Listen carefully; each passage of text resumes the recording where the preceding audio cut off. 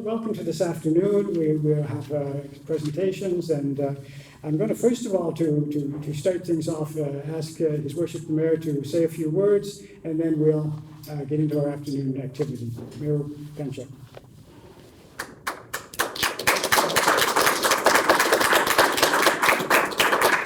Well, thank you very much, Richard. Good afternoon, everybody.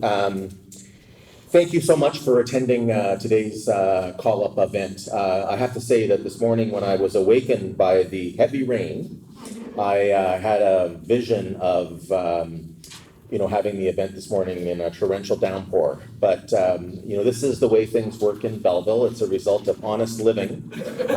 Mother Nature cooperates, and we were very, very, very lucky. I want to say a very big thank you to all of the organizers for the entire event today, not just for the years of work that went into it, but also for all of the activities today. City Council is so proud to have supported making today happen, and we're grateful for everyone's involvement. I do want to say a very special thank you to the group I call the Three Amigos, and that is Rolly Tipper, Richard Hughes, and Ian Sullivan. Those three individuals, when they first came to speak with me a few years ago to talk about Dr. Collip, and I don't know if they described it as an injustice about the lack of recognition, but certainly they made clear to me that a Belleville resident deserved more recognition for his contributions than had happened, and I was enthusiastically supportive of it. I don't know if I should say the story, but when they presented the idea, they talked about it being one that they would be able to fund completely. And I sat there and I looked at the three of them, and I knew that they were all in their retired years, so they had time. But I also knew that if we were going to do something, it was going to be rather substantial in cost. And I don't want to say that I didn't have a lot of confidence in them to be able to raise the funds, but let's just say that I ensured that the funding that the city provided was sufficient to do the whole project. And they were able to exceed our expectations in terms of their fundraising. And so it is not a stretch to say that today would not happen without those three individuals. So thank you so very, very much. It's interesting to me that the longer I am in this job, the more I come to realize about how all roads lead back to Belleville. And what I mean by that is my wife, her brother has been a type 1 diabetic since he was 11 years old. And, to find that here we are in Belleville after her grandfather was a Bernardo child and was brought to Belleville from Liverpool as an orphan to be raised here through the Dr. Bernardo Foundation. And then now to find myself as mayor of Belleville, and then to discover that Dr. Collip was from Belleville. It really brings back so many examples about how all roads lead back to Belleville. There's always a connection with our people, our places, and our history, and today is a great example of that. Why do we want to recognize Dr. Collip? Well, I think we want to do it, and we wanted to do it because we're proud of our connection to him. We thank the family and the visitors who have made the trip from outside of Belleville, but we're proud to share this connection with all of you and with the world.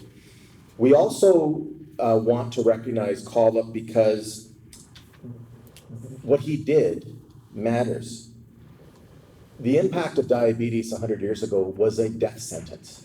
There was no surviving diabetes. You either went into a diabetic coma and never woke up, or you starved yourself to death. Think about that. You got diagnosed with diabetes, it was a death sentence. People, as I said, many went undiagnosed. We don't even know the number of people who passed away because of diabetes, but they were undiagnosed.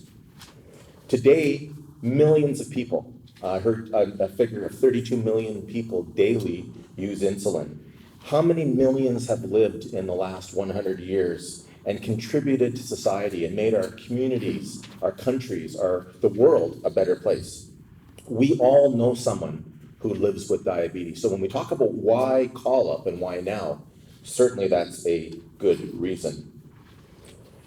Today is really about what we went through as a world to defeat diabetes and make it livable. It hasn't been defeated completely yet. We haven't found a cure for it, but we are allowing people to have long, productive lives. It's about the process of medical research that has helped humanity, and that's why it's so important.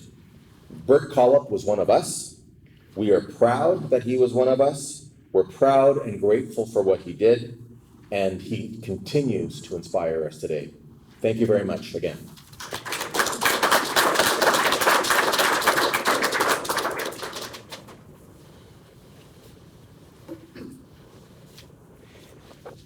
Well, we do have a lot to be proud of. We do have a lot to be proud of, and a lot to be thankful for in this wonderful, wonderful city, in this wonderful country. One of the byproducts of Dr. Collip's recognition and what we're trying to get across to people is that he should be an inspiration. Now, we heard the presentation this morning by Rihanna Harris, winner of the Quinte Regional Science Fair, and it's for those of us who have a little bit of gray hair, or no hair as maybe, but we listen to Rihanna and we say, our hope is in the future, our hope is in the energetic enthusiasm of our young people. And Rihanna, we're so thankful for your presentation, excellent, and it gets the message across. A young boy who was on our market, grew up here, who walked our streets, went on to become one of the greatest scientists in the world, and you know, now an 11-year-old girl with a goal of going on in medicine and studying and advancing, and so the world continues. It's so inspirational and encouraging to us. So now I have the privilege, in fact, of introducing our guest speaker this afternoon, Professor Christopher Rutty, University of Toronto, from the Dalhousie School of Public Health. Professor Rutty is an adjunct professor at that school, and as I learn more about Professor Rutty, I think he has one of the most interesting careers you could ever imagine. He does a great deal of consulting in medical history. So a whole wide range of organizations that even today are working on medical matters, they have to know the history, they have to know the background, the basis of it. And so they hired Professor Rutty as a consultant, and it must be very interesting to dig into these things, the broad range of topics. So it sounds, as I say, like a great way to devote your skills in your life. So, as I said, he has an amazing career in consulting, in researching, in writing. You'll see today a short excerpt from a program where he and Dr. Lee both had an important hand from the medical history side of things. And as I say, the major biopharmaceutical companies, I was never good with big words, the major biopharmaceutical companies very much depend on Professor Rutty to search up the important histories. So today we're asking Professor Rutty to come before us with his program to share his extensive knowledge and research where it concerns insulin, and I look forward to hearing your presentation, Dr. Christopher Rutty.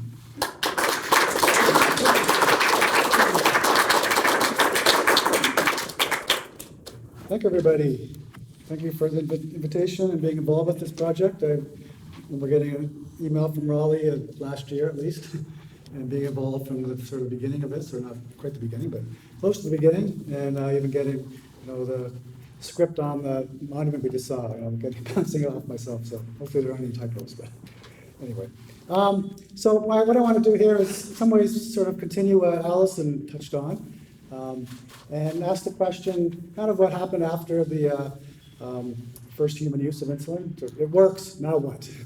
Which sums up a lot of the challenges of this story. And I've been involved with a number of things. I'll show you the Heritage Minute in a minute, but the stamp you might hopefully have, if you've seen in the last while, came out in April. I was involved in getting that artifact, the vial there. It's part of an exhibit at the Snoopy Pasteur site in our Heritage Room. So anyway, I'll just get right into it here. And the laptop isn't going here. All right. So, as I said, a nice way to start this is by showing you the Heritage Minute, which actually I saw on TV last night. I understand Nova Nordist did a little bit of a buy to help get it out there again. They've been a significant supporter of the project. Alison Lee, myself, and also Grant Maltman, who's a curator at Banting House in London, worked on this quite heavily.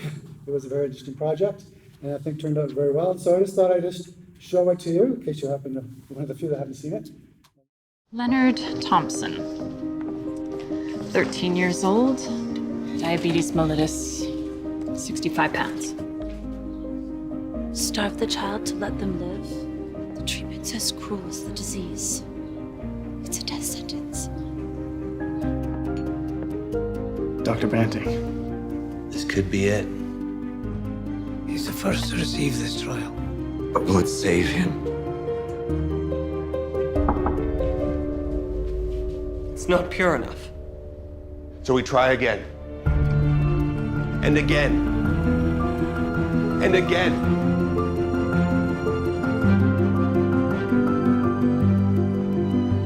Before the discovery of insulin, diabetes was a death sentence.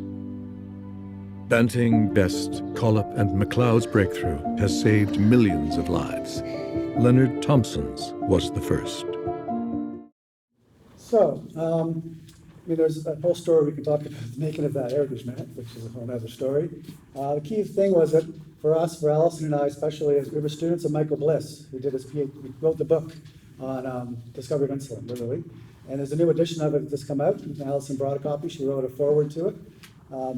And it was, Michael sadly passed away back in 2017. He was very much looking forward to the 100th anniversary. Probably doing this instead of myself, perhaps, or being involved with a lot of the stuff I've been doing. Anyway, so it's very important for us to make sure that the minute, even despite its limitations in 60 seconds, reflected the real story, especially getting the four people recognized, if depicted, if not named. I mean, we couldn't name them all, but the key thing was to highlight the four of them. You can see, and they're recognizable. So one of those is Collip, guy that said, "Make it pure." So that's the actor playing Collip. And then you can see behind him is the actor playing MacLeod, a Scottish accent, and Banting there in the middle, and Best on the other side. So anyway, the question is, what happens next, essentially? But before I do that, I want to go just kind of highlight Dr. Collip again. So he was recognized very early on. That clipping's from March 1922, when the first official news sort of broke that something was going on.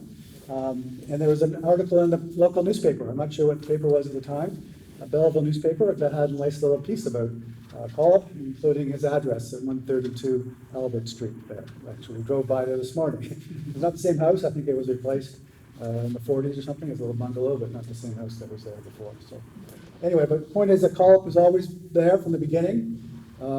It was always, it's interesting that the four of them were always mentioned right at the beginning, and despite how things evolved, it wasn't just about Banting and Best. It was, Collip and MacLeod were just as important to this. So anyway, so I'll give you a bit of background and kind of lead up back to this end of that story there. So in 1869, Paul Longerhands, who's there in the picture, he identified insulin, or at least the internal secretion, producing. He had identified the islets of Langerhans in the pancreas. So he saw something was going on there. In 1889, the role of the pancreas in diabetes was discovered. Diabetes was developed in dogs when you took the pancreas out. So that was Mikowski in Germany. And by 1910, it was discovered that diabetes was caused by the lack of insulin, or lack of the internal secretion in the pancreas. And as Alison mentioned, a lot of people were involved at this time, lots of people doing different things. And this work led research to conduct a variety of insulin extraction experiments, but with none yielding promising results until a young Canadian physician-surgeon was struck by a compelling idea in October 1920. And that physician-surgeon was Dr. Frederick Banting, who was struggling to build a private practice in this house in London, Ontario. He graduated from Ph.D., served in the war. He had a residency worked at Sick Kids Hospital, and after the war, he ended up going to London to set up a practice. Was not doing that well. Took him a while, so he actually ended up doing some teaching and lectures at University of Western Ontario. So anyway, he was asked to prepare a lecture. Meanwhile, the house in London is now Banting House, as most of you probably know. It's worth the drive to London from here to check it out. It's an important place. similar kind of the flame of hope is there, and so on. So anyway, Banting had read an article in preparation for a lecture by Moses Barron about the pancreas for a lecture about carbohydrate metabolism. He was preparing for physiology students at the University of Western Ontario. Barron discussed a rare case of formation of a pancreatic stone that completely obstructed the main pancreatic duct. So you have to understand with the pancreas, there's sort of two basic excretions, functions that it does. The external secretion is what promotes digestion, basically. It connects to the intestinal system. And then the internal secretion is kind of segregated inside the pancreas, quite apart from, it's not connected to the external secretion. And the idea was, the problem that earlier researchers were having is they were kind of mashing up the whole pancreas. And the external secretion destroys the internal secretion. So the key idea was how to get at the internal secretion without wrecking it, without destroying it. And so the idea that this article kind of twigged in Banting was significant. So the block duct, this article talked about like a stone, like a, like a kidney stone kind of thing, blocking the duct, and that led to a degeneration of the pancreas around it. And he noticed that the internal secretion was actually fine. The islet cells seemed okay. So the block duct led to atrophy of the main pancreatic tissue, but the internal secretion the internal islet cells survived. And Barron noted that the effect of the block duct was similar to the effect of ligating or tying off the duct, and supported the hypothesis that the health of the islet cells was the key factor in the development of diabetes.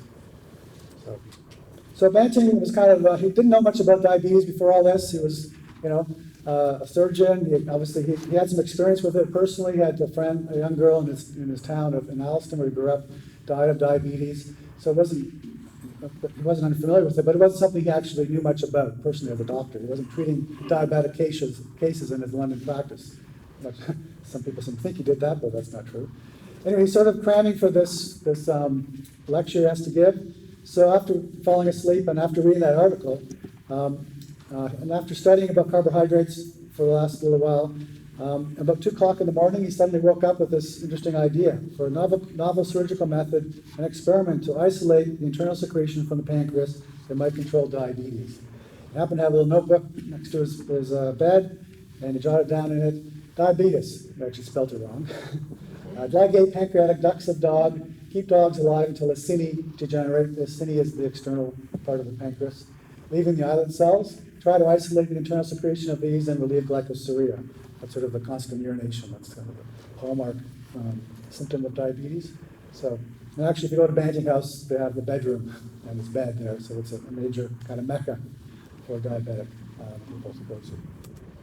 Anyway, so he told his people he worked with at Western about this, and they said they didn't have much they weren't able to do much with them with the idea there, but he recommended taking it to U of T. So on November 6, 1920, Banting took this idea to the University of Toronto and presented it to Dr. J.J.R. McLeod, professor of physiology, and he was a specialist in the study of carbohydrate metabolism and diabetes. So actually a perfect person to come to. But it wasn't just at him. The key thing was the university itself and the building there were at the heart of an important kind of culture there to make this actually happen. So in the early 1920s, the University of Toronto was an ideal institution in which Banting could develop his idea. With its medical building, which was built in 1903, and especially designed to support laboratory-based medical research. It was one of 3 buildings of its type in North America at the time, Hopkins, Harvard, and Toronto. So it was especially designed for that purpose. So without that, nothing would have happened. And U of T also stood at the center of a uniquely linked group of medical and scientific institutions, Toronto General Hospital, the Hospital for Sick Children, and U of T's singular public health biologicals producer antitoxin laboratories, each ready to play key roles in the insulin story. And this map there is from 1920, just on the eve of things happening. So Connaught was already well established. It wasn't just this little lab in the basement of a building. It was well connected globally in many ways.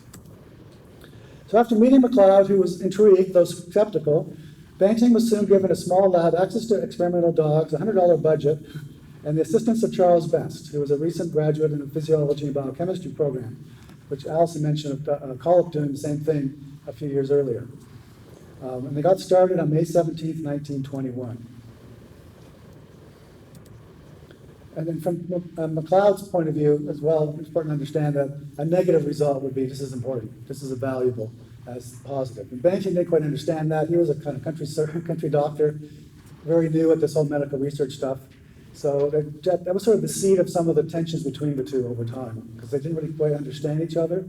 But nevertheless, McLeod was willing to give Banting a chance. So now not going to get into details of that summer, but other than to say, during an especially hot summer, Banting and Best reported encouraging results with pancreatic extract, controlling blood sugar levels in depancreatized dogs. So basic idea was to have kind of two dogs. One dog, you take the pancreas out and it becomes diabetic. Another dog, you tie up the pancreas, the ducts of the pancreas, and over a period of time it degenerates. It turns out this actually wasn't necessary, but this was an important step in the process. And after a while, you take the pancreas out and use that pancreas to extract the extract from it, and then you test that on the other dog, the dog that's diabetic. And so there's an important relationship between the two. And this chart here really kind of symbolizes a key moment in August when this was shown that this was actually working on the blood sugar levels of the dogs, the diabetic dog. So that's a series of tests there that were quite critical to this story.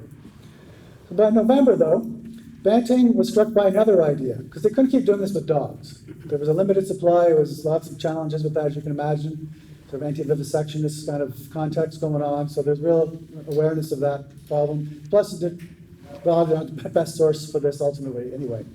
So Banting had another kind of idea that struck him. He grew up on a farm, and he was very familiar with cattle and the life cycle and so on. And he knew that the pancreas of fetal calves wouldn't have the external secretion because they didn't need it. They were at a stage of development that didn't require it, so they would just be pure internal secretion basically, and you could just go right to that right away. And so that was a key shift in things. So later on, though, it soon became clear that fresh whole beef pancreas, so you didn't actually need to go to the fetal one. If you have used the whole fresh pancreas from a slaughterhouse, you could just extract it with alcohol. So anyway, so these two key steps happened. So it became clear that the fresh whole beef pancreas would provide a much more readily available, cheaper source of the extract. So enter Dr. Collip. So in this early December, Dr. James Collip, a biochemist from the University of Alberta, who was on sabbatical in Toronto, he joins Banting and Best to help study and purify. So he's not just purifying, he's studying the biochemistry of it and also kind of the impact on rabbits and on a variety of other tests. Collip was born here in Belleville, as we know. He studied physiology and biochemistry at U of T, earned his Ph.D. in 1916, became full professor of physiology at the University of Alberta, and in 1921, Collip was married and had a young family, as we mentioned before. And on December 12th, based in his lab, was actually across the street at a lab near Toronto General, across from what was happening at the U of T Medical Building. He began working on the whole beef pancreas extraction. And instead of dogs, Collip experimented with rabbits, rendered diabetic experimentally. So he was able to get around the dogs totally. He was able to work with rabbits, and that actually wouldn't hurt them at all. There's a way to actually test the potency on the rabbit without harming the rabbit, which is an important part of this process. So basically, by this point, the dogs are no longer really necessary. So he's able to test the potency, which is quite critical. And meanwhile, we're still working with dogs at first. There was still a longevity experiment. A key experiment that happened was to see how long a dog could last on insulin, although it's not called insulin yet, on the extract. So between early November and into December, encouraging longevity test results on dog number 33, Marjorie, kind of a famous dog, led to the extract's first human use, administered orally on Dr. Joseph Gilchrist on December 20th. He was a diabetic friend of Banting's, who was diabetic. He's kind of a willing human guinea pig in this story. At that time, they weren't really confident enough to actually do an injection. They knew they had to really inject it to really see if this is going to work. But they tested it orally. They sort of gave it to him orally to see if it had an effect, and it didn't. So that little card there is kind of a record of that particular test. But it was important, and Gilchrist would go on to play a significant role in the early clinical testing of insulin. Kind of guinea pig, literally. So, meanwhile, December 2nd, 13-year-old Leonard Thompson was admitted to Toronto General Hospital as a charity case. They didn't have a diabetic clinic over at Sick Kids Hospital at the time, and so they brought him to Toronto General and kind of begged and pleaded, literally, with the Duncan Graham, who was the head of medicine there. He weighed 65 pounds, was poorly nourished, was pale, hair was falling out, and had a smell of acetone on his breath, which is kind of a clarion call for pending, major serious problem here. His condition worsened over the next 5 weeks, and a senior medical student helping take care of him said all of us knew that he was doomed. Desperate and despite reservations from McLeod and the TGH head of medicine, Leonard's father agreed to a test of Banting and Best extract. Although Banting was not allowed to administer the injection, he had never treated a diabetic patient and did not have clinical privileges at Toronto General. So he was sort of had to watch from afar.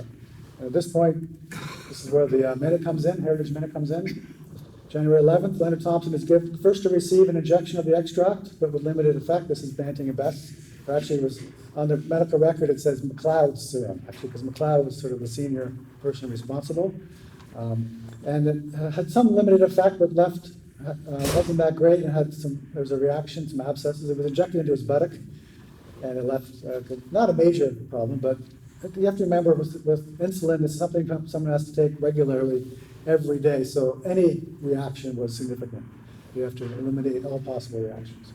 And then on January 23rd, Leonard received Collip's more purified extract with striking results. And so we can see in that chart, you can see if you look closely, basically where it dips way down, that's when Collip's purified version of the extract is first given over a series of injections there. So. And on January 24th, just after Thompson received this new version of the extract, Collip paid a visit to Banting and Best. He said, well, fellows, I've got it. How did you do it? Banting and Best asked. I've decided not to tell you. Collip then announced he was leaving the group and threatened to take out his own patent on the extract, because he was willing to go back to Edmonton. Simmering as you listened, Banting finally lost his temper and took a swing at Collip. Fortunately, Best stepped in to restrain Banting before the altercation turned violent into like a hockey fight.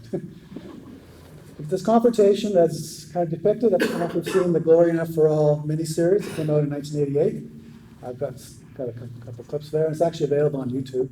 Unfortunately, it's never really been released sort of officially, but it's one of the best depictions of this story. It's based on Michael Bliss's discovery of insulin and his biography of Banting. It has its limitations, but it's a really good, well-done piece anyway. So this confrontation reflected the perfect storm of fatigue, frayed nerves, frustration, excitement, and paranoia among Banting, Collip, and McLeod, and to a lesser extent Best, and threatened the future of the work.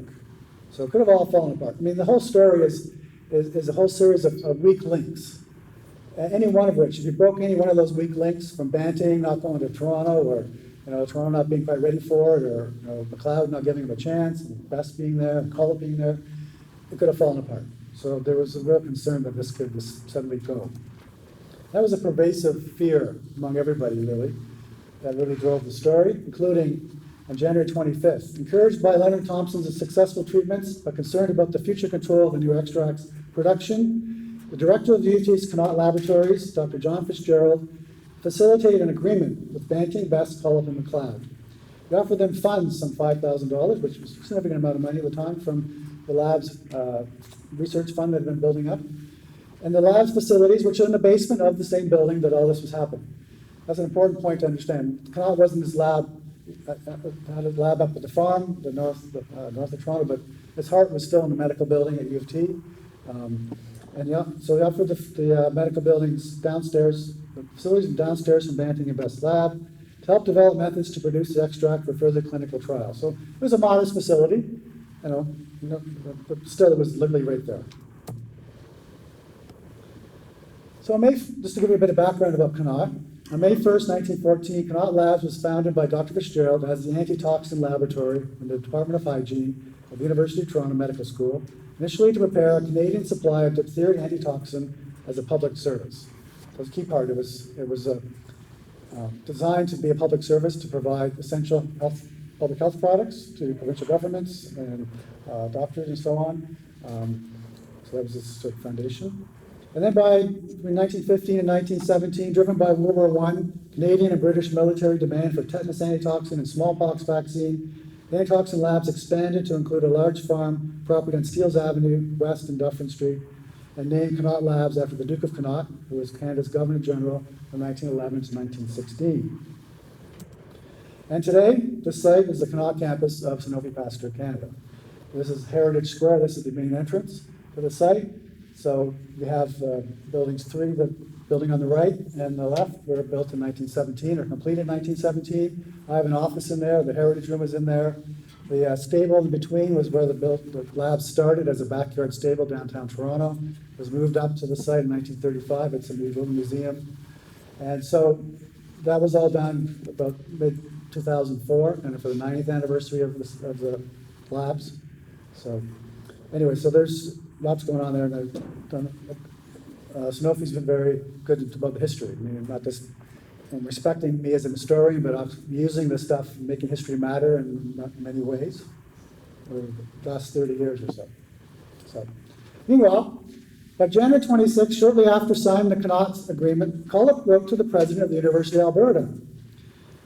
Today, $5,000 has been placed at our disposal to secure apparatus for assistance, etc., to rush the work for the next 4 months in hope that we may establish a block of clinical evidence which will prove either the value or the worthlessness of this substance in treating diabetes in the human. So, very excited about the prospects.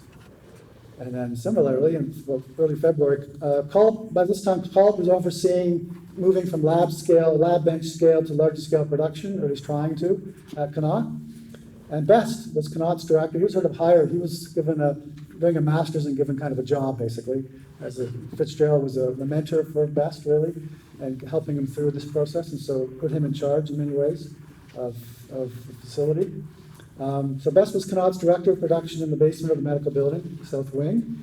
And on February 12th, Best wrote to his father, who was a doctor based in West Pembroke, Maine, in a rural practice. Wrote to his father and said, "We have our new lab fairly well completed. We began work yesterday in the afternoon, but one of the stills blew up at the first trial, so we were held up again temporarily." So it's kind of typical of a lot of, I can imagine, a lot of challenges going on here. A lot of pressure, too. So by March 22nd, 1922, this is when the news broke, although there was a little story in January, kind of a teaser, but this is official kind of story to coincide with the publication of a major article in the Canadian Medical Association Journal. So this is when there's lots of stuff happening, the press attention to Dr. Collip. This is the full article. So Collip's role in discovery was featured in the Belleville newspaper at the time. So it's quite a nice little article. Meanwhile, 6 other diabetic patients at Toronto General received the pancreatic extract during the late January and early February, one of whom, suffering from an especially severe case, obtained a complete relief from severe depressions and extreme lassitude. So it's not just their diabetes specifically, it's the whole body, essentially. It's how the extract sort of rebalanced everything, essentially, to revive them. However, the first resurrections, as they kind of became called over time, were temporary, as an extract famine began in late February when attempts to increase production at Connaught proved problematic. So, again, the challenge of this whole thing is you produce something, you give it to someone like Leonard Thompson, and then you basically take it away because we're having problems keeping it up and making it. And meanwhile, you've got to worry about all the other diabetics out there, especially now that the word is kind of getting out, something's going on. So moving from lab to clinical trial scale and then to large-scale production of the extract was a major challenge for Connaught Labs. So between March and May, after frustrating failures leading to an extract famine, production was finally restored under Best's full direction. And Connaught then dedicated its full though modest resources to insulin production, and output rose steadily. And so there's a nice little page from an annual report that Dr. Fitzgerald submitted up to June 1922, and I just want to read a little bit from here. Kind of summarizes the situation by that point. So finally, it has been possible during this present year for the Connaught Antitoxin Laboratories to assist in a cooperative manner in the very important researches on pancreas extract being conducted by Dr. Banting, Mr. Best, and Dr. Collip, with the assistance and advice of Professor McLeod.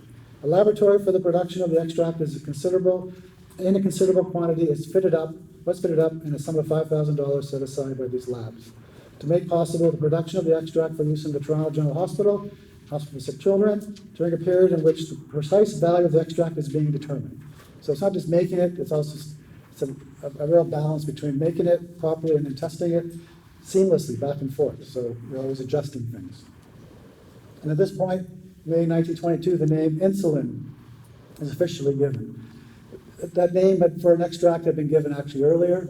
And a few doctors had kind of suggested it, kind of based on the islets of Langerhans, the island idea. So building on that term, insulin kind of relating to islands. So overcoming the insulin production challenges was hardest for Collip. On a personal and professional level, he wasn't used to working in his lab alone and wasn't really used to the kind of the larger scale production idea. And as Alison mentioned, flu was hitting his family at the time, so there's lots of stuff kind of happening. He was dealing with a lot of things. So on May 10th, 1922, Best wrote again to his father, kind of summing up this period.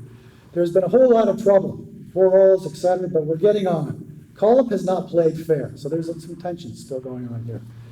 He was in charge of making the extract. Banting and I were going along with the clinical and physiological, respectively. Collip was kicked out yesterday, and I'm in charge of making the dope.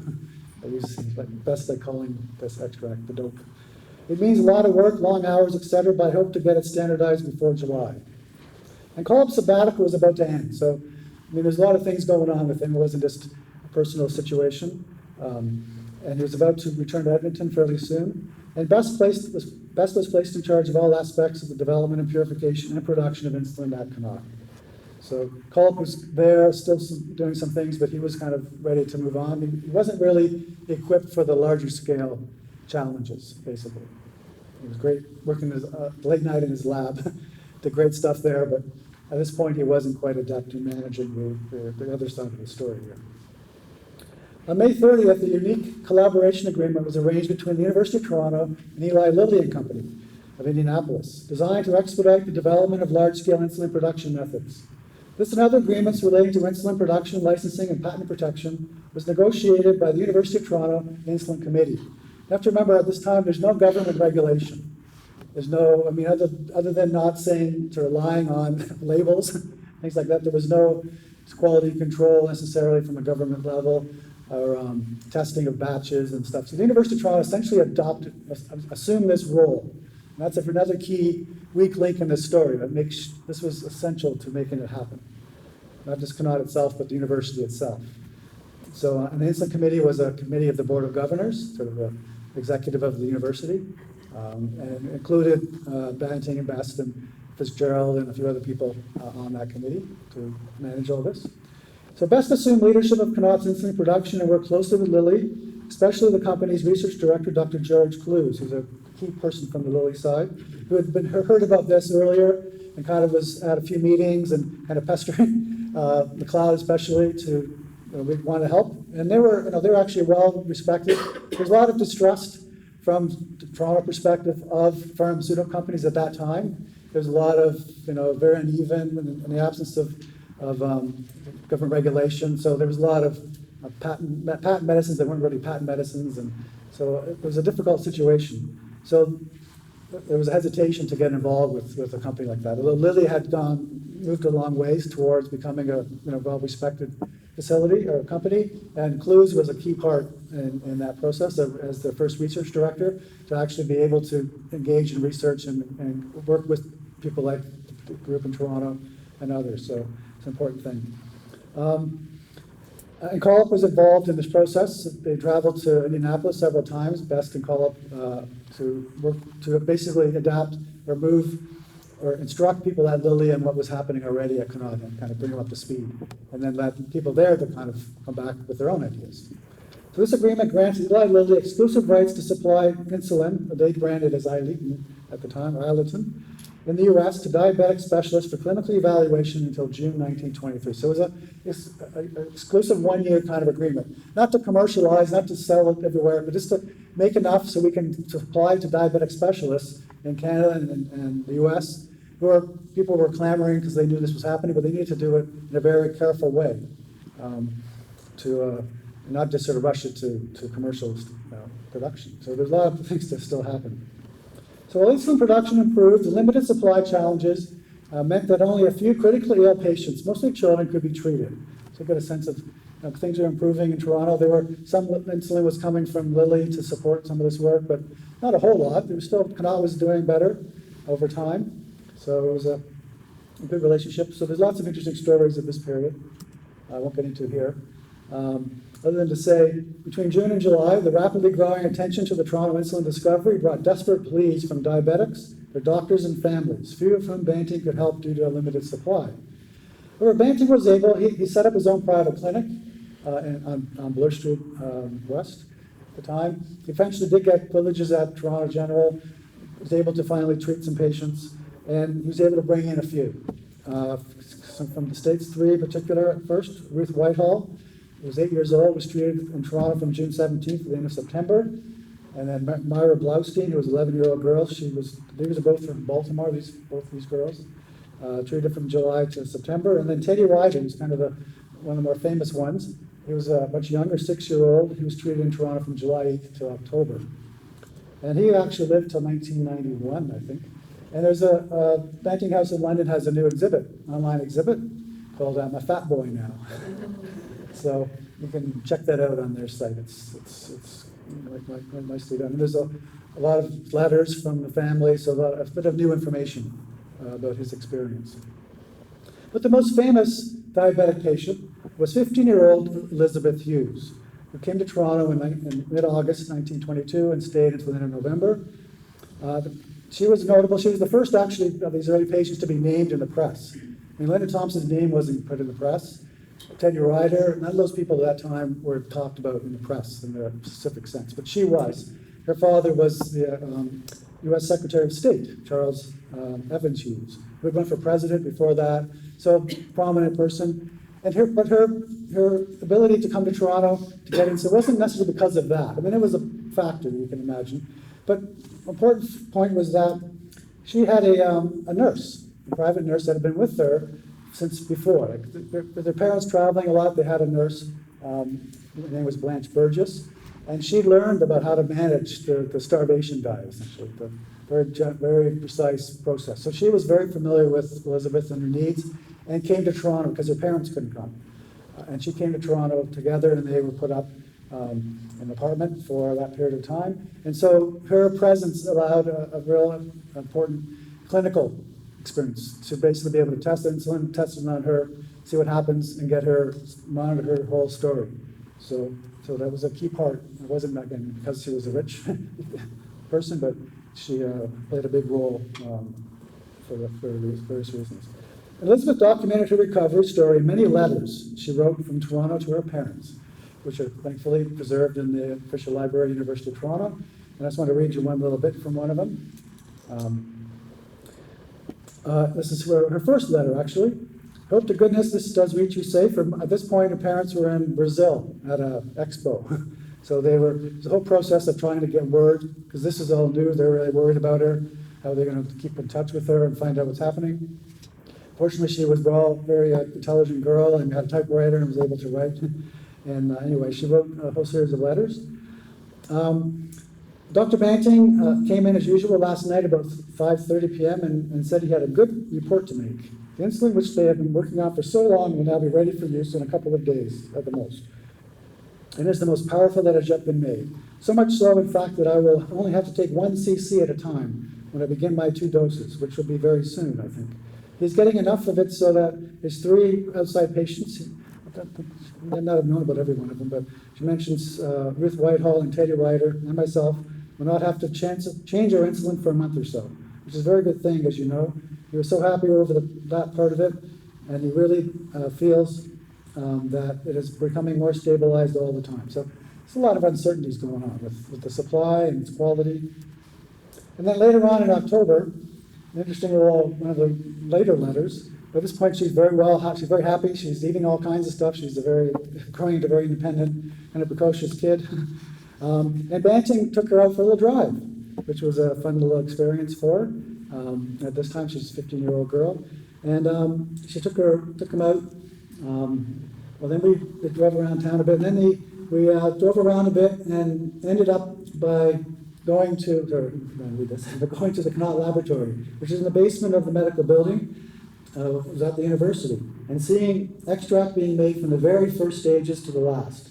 It was the most interesting thing I've seen in a long time, and you must prevail on him to let you see it done when you come up.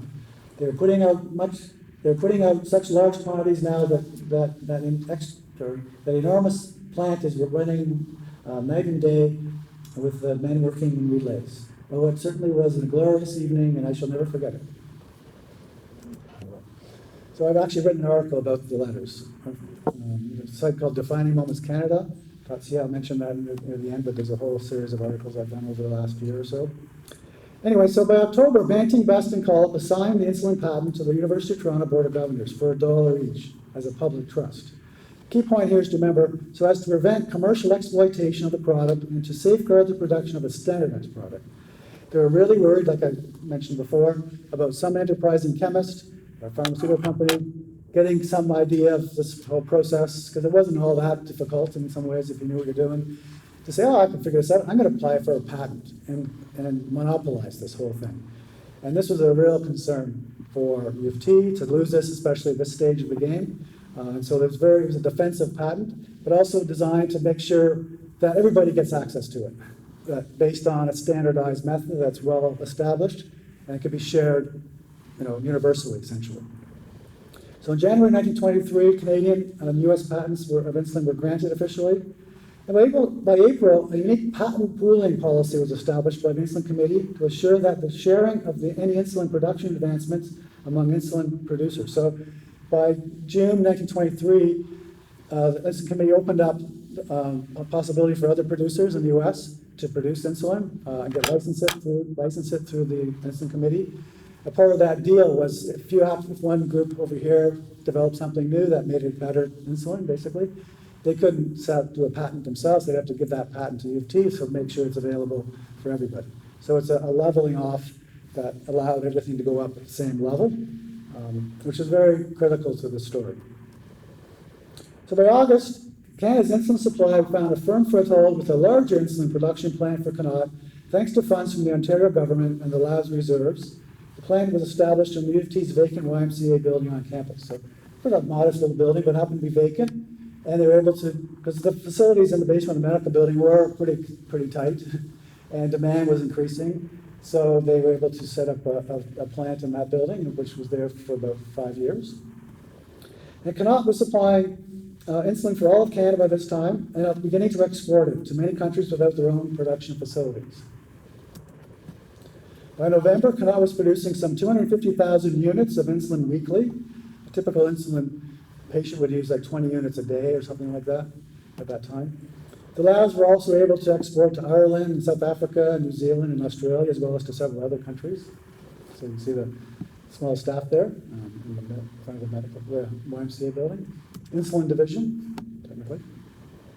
Oh, by the way, you might have seen this insulin vial as well. That's on the back of your $100 bill. It's based on that image there. So I did that 10 years ago. So the insulin story attracted significant international attention, as you can expect, to Toronto, and most notably by the greatest honor on October 25th came when Banting and MacLeod won the Nobel Prize for Physiology and Medicine for the discovery of insulin. However, recognizing that the two others were similarly deserving, Banting shared his half of the prize with Best almost immediately. He literally sent a telegram. And Best was at Harvard giving a talk, and a telegram came. Banting said, as soon as you hear this news, I'm with you. I'm sharing my half with you.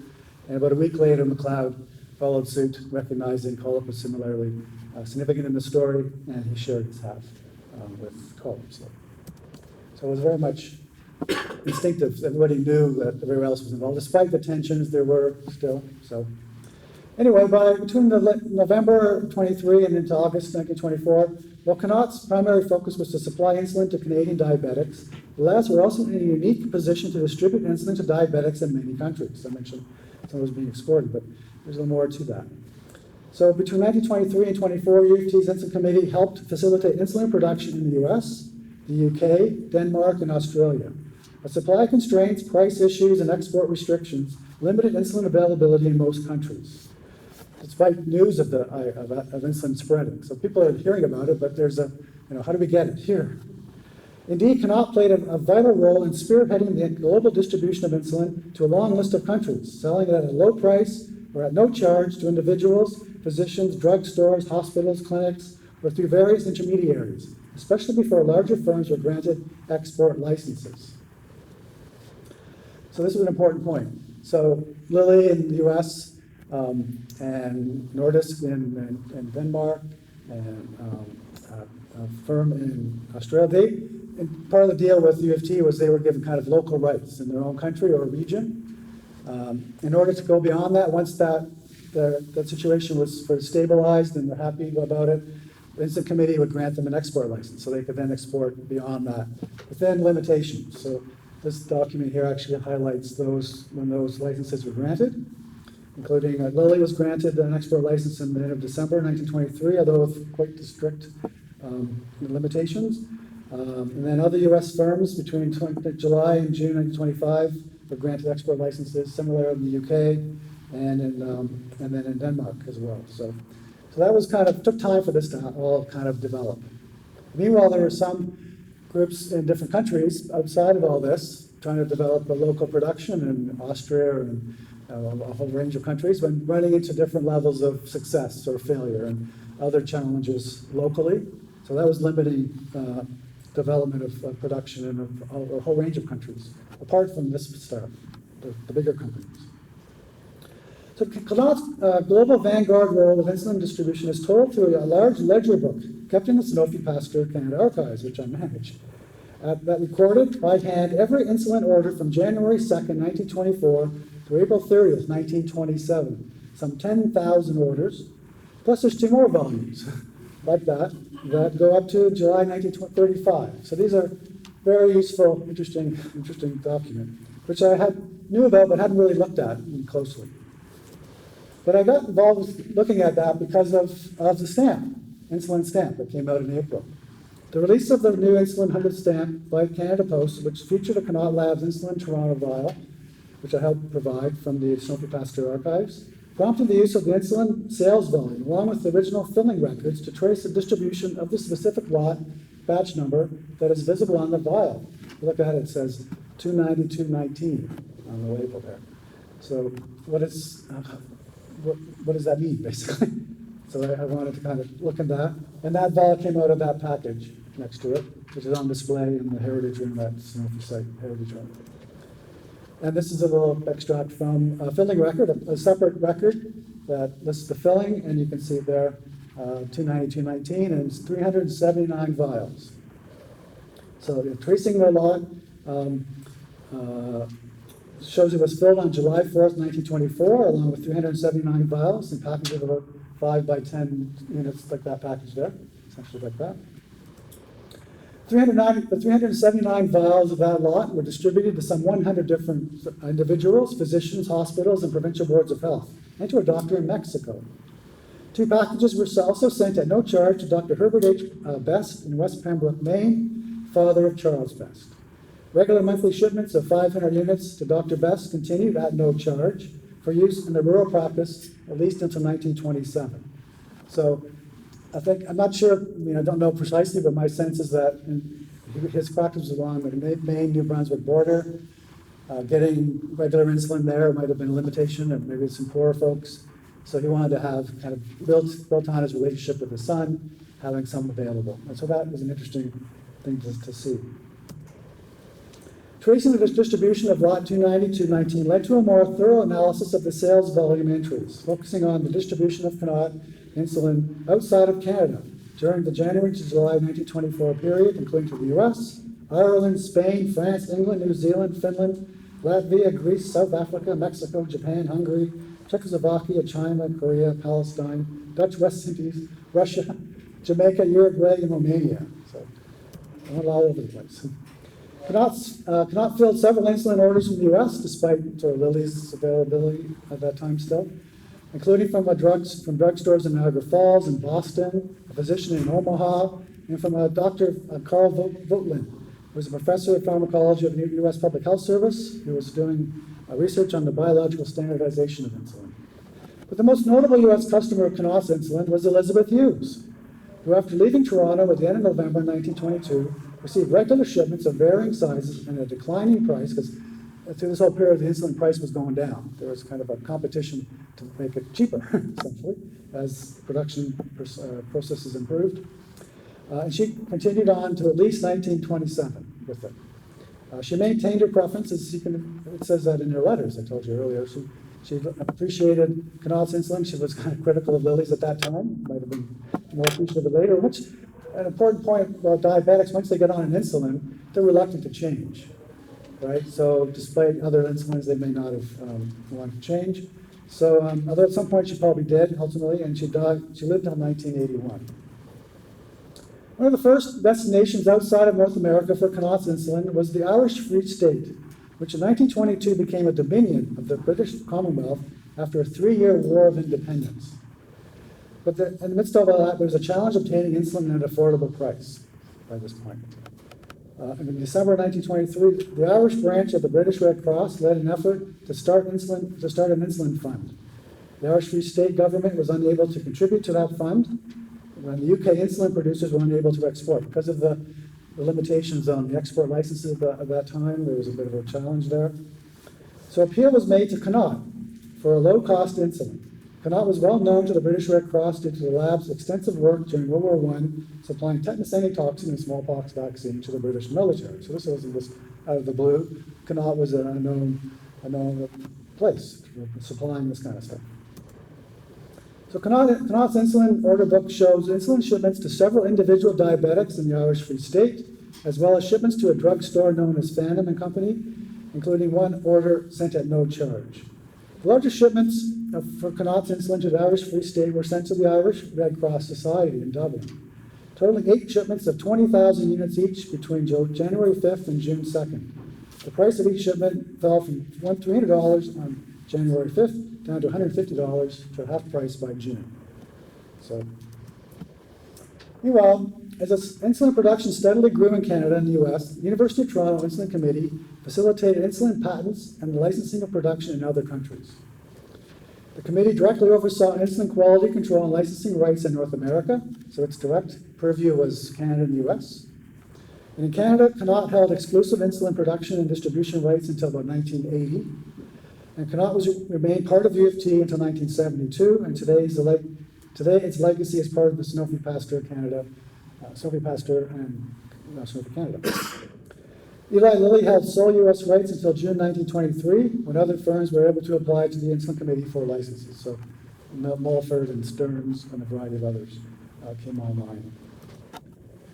The Insulin Committee also granted patent and licensing authority to carefully selected public bodies in several countries, including the UK Medical Research Council, to which actually the committee gave full patent rights to the Medical Research Council for the British, the UK. So it wasn't just a proprietary thing, it was direct authority given, and they could do whatever they wanted with it, basically. They trusted them there.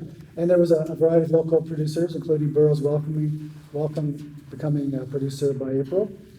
And Nordis Labs in November became involved at that point, and led ultimately to their beginning of production by the late 1923. And a German Insulin Committee started in July 1923 in Heuxt. So actually part of the Sanofi family and its evolution. It's a German firm that had a long history in insulin. It kind of became part of the Sanofi group back in 1999, actually. And in July 1923, the government of Australia assumed this responsibility, and the Commonwealth Serum Labs, which is kind of like Connaught, but owned by the government, but a public service-based lab in its early days, started to have insulin available by September. And in the Heritage Room, we have a display of a whole range of insulin vials from around the world. We have quite a good collection there. And by 1926, insulin was patented and trademarked in 44 countries, and Connaught's production methods provided an international standard. So, rounding up here. So between 1923 and 25, the greater demands on Connaught's insulin production, coupled with the Nobel Prize attention, fueled efforts to expand production facilities. On October 19th, 1923, just on the eve of the Nobel Prize announcement, Rockefeller Foundation officials met with Fitzgerald, who was not shy about what was really needed at this point. A new building to house Connaught's expanding responsibilities with insulin and other biological public health products, along with a growing program of public health teaching and research. On February 25th, 1925, full details were announced of Rockefeller's gift to U of T to create the School of Hygiene, which is where insulin moved to. So on June 9th, 1927, the School of Hygiene building formally opened with a special event at Convocation Hall, which is followed by a guided tour led by Fitzgerald along with Banting and Best.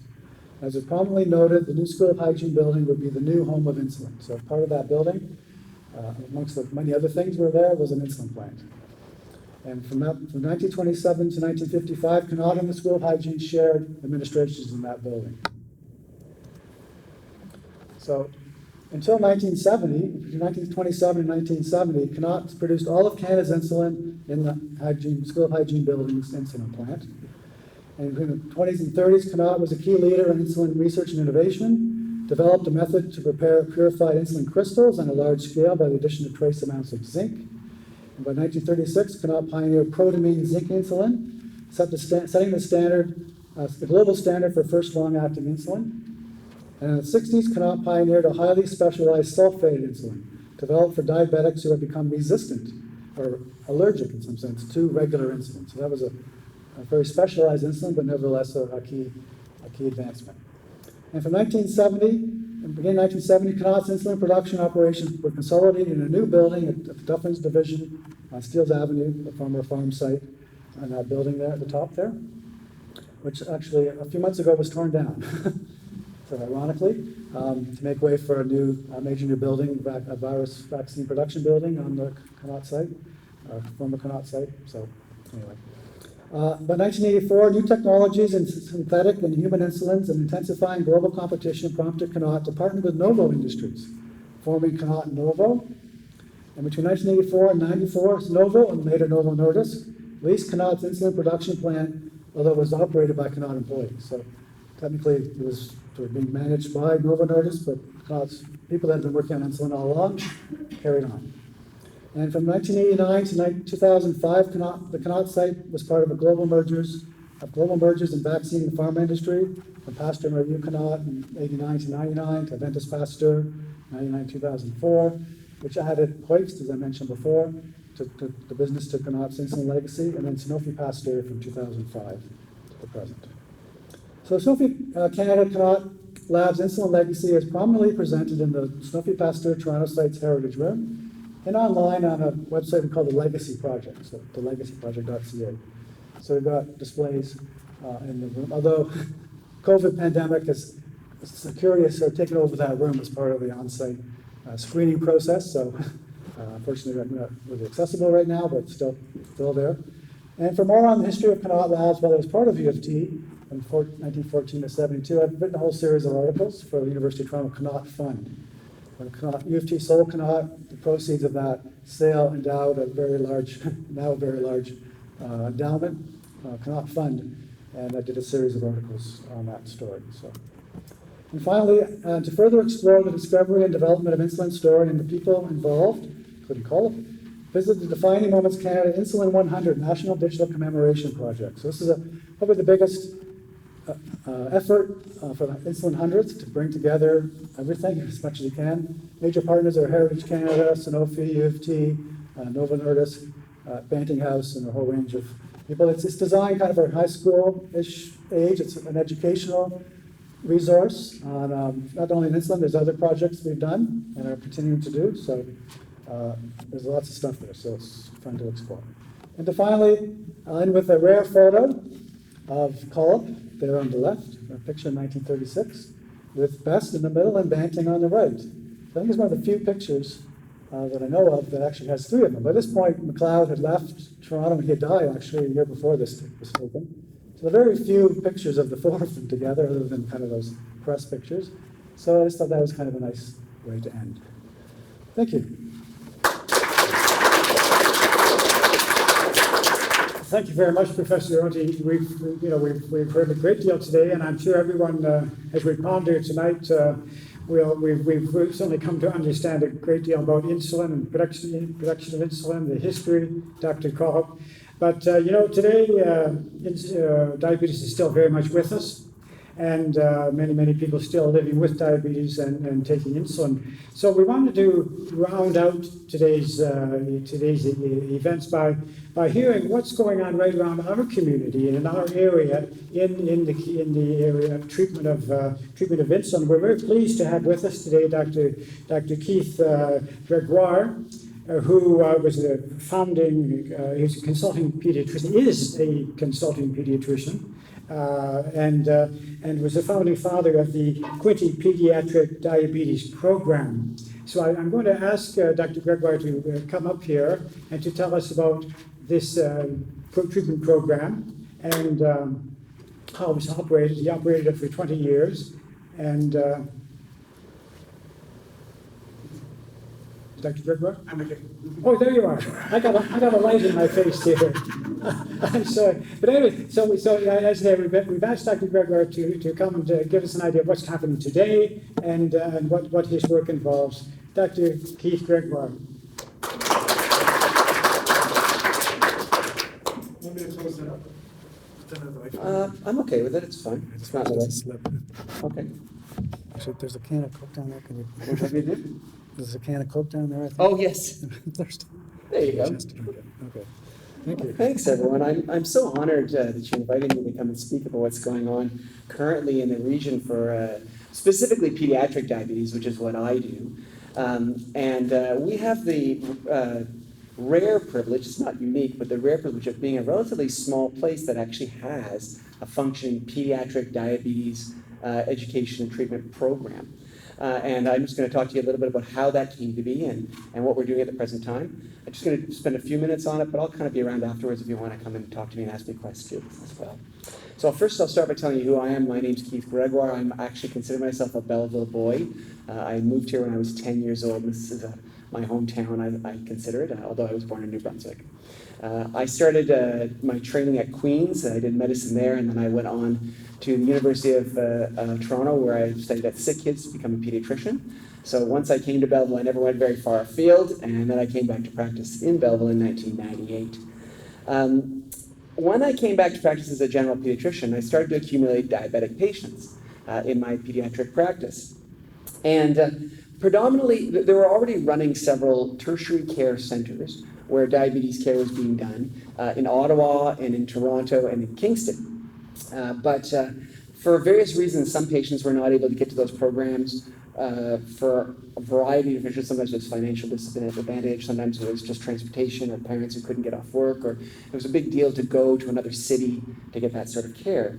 And so I started to accumulate them because they didn't have anything else. And so I was doing my best as a pediatrician to look after them. But as you've probably heard the expression, it takes a village to raise a child, it takes a village to care for a diabetic as well. And doctor's only one piece of that team.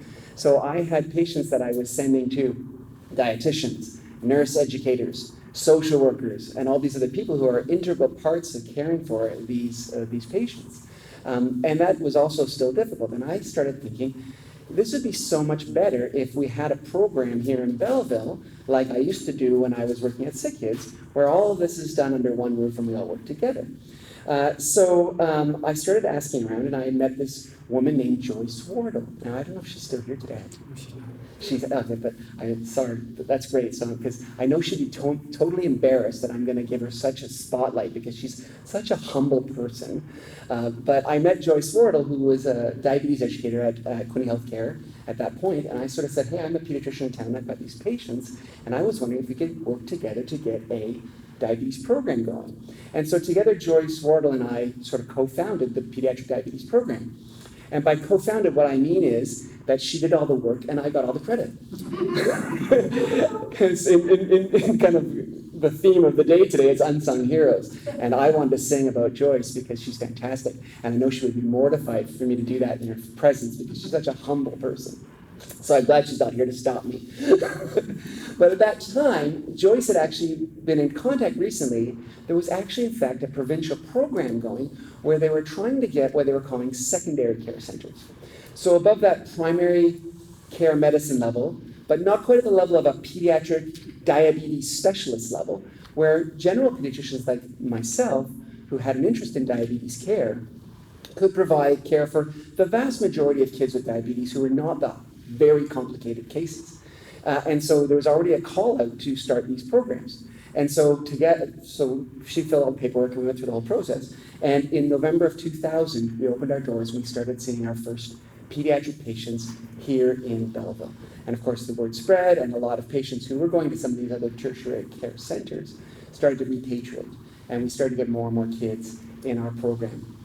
And I have had the amazing privilege over 20 years of diabetes care in the area to work with a variety of nurse practitioners, nurse educators, dietitians, social workers, and many other people that go into taking care of children with diabetes for all that time. So when we first started, what we did was we had a bit of a session where the patients would come in and there was sort of like a musical chairs, like they'd see me, and then they'd see the nurse, and then they'd see the dietitian, and then they'd see, and whatever order they'd go around. And we eventually kind of moved to a model where we all just came together in the same room. And that's the more standard model that we use now. Family, the patient, and all of the people who are parts of the team, we all work together, and we provide the care. What we saw when we started that program in 2000 is a very remarkable drop after that in the number of admissions to hospital for kids with diabetic ketoacidosis, which is one of the more devastating complications. That's that coma they were talking about that kids can go into and not wake up from.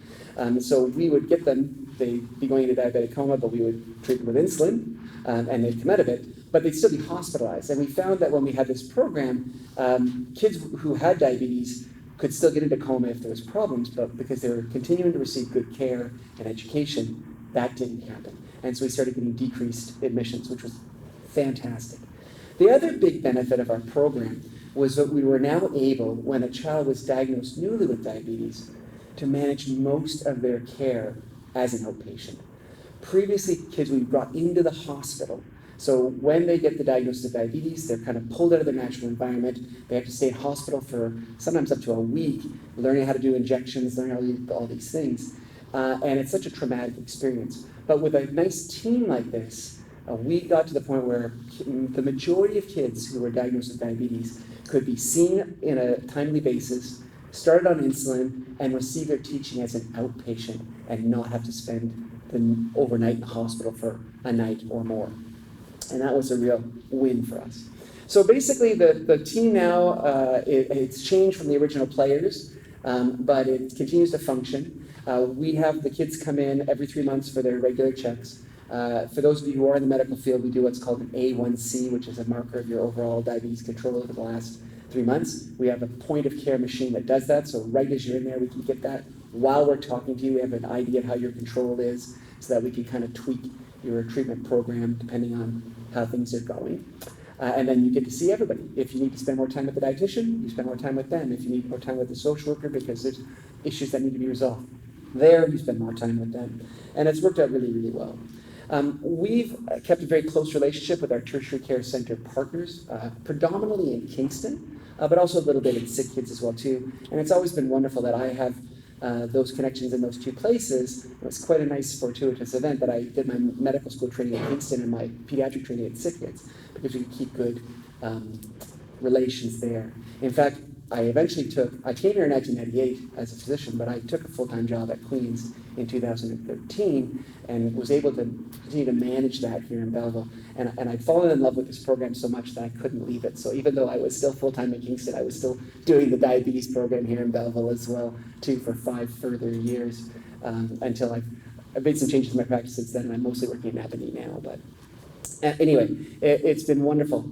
But what happened, the amazing thing that happened in 2020 is we actually recruited to the Belleville area a pediatric endocrinologist. So this is a specialist in childhood diabetes and other hormonal conditions. And so to me, after having had the incredible privilege and honor of looking after these kids and their families for 20 years, it was so lovely for me at that point to be able to turn over this program to Dr. Bedad Navabi, who is now the medical director of that program, with his expertise, particularly in pediatric diabetes care. I still help out once in a while, but it's now in his care as the medical person. It's been a very rewarding journey for me, and I've really loved it. If there's anybody here who is a former patient or knows former patients, I want to say thank you for letting me be involved in your life and help you with this condition. And the number of people that helped to make this program get started and to continue going on is legion, so I can't name them all as well too, but you know who you are, and you should feel very proud of the work you're doing, because I think we've helped a lot of children in the area, and it's been a great privilege to be part of that. So I'll stick around afterwards, and I'm happy to answer any questions about it. Oh, and I should tell you, we have typically the census is about 70 kids. So there are about 70 children with diabetes generally that are being cared for locally here in Belleville, not having to go to outside of our town to get excellent high-level diabetes care. And it's been amazing to be part of that. So thank you very much for asking me to speak.